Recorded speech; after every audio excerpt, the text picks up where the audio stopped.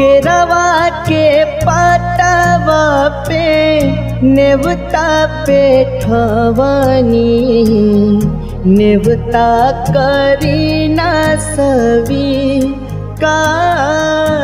जी।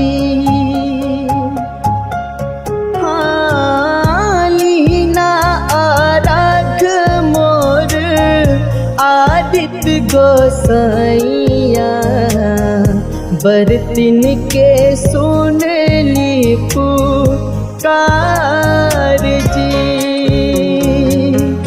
केरवा के पतवा पे नेवता पे ठवनी नेवता करी ना स्वीकार जी।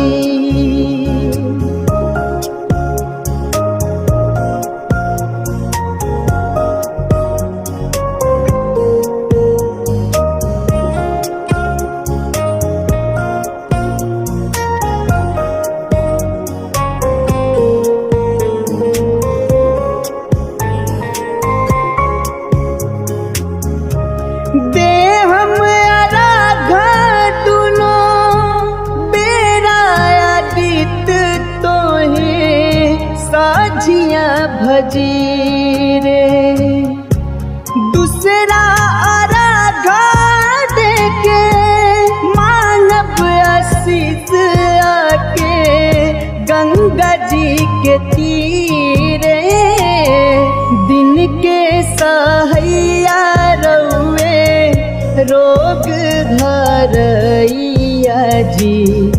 रउए से जग में जोर जी।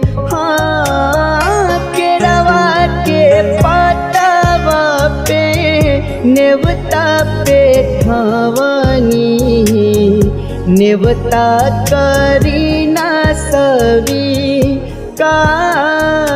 जी।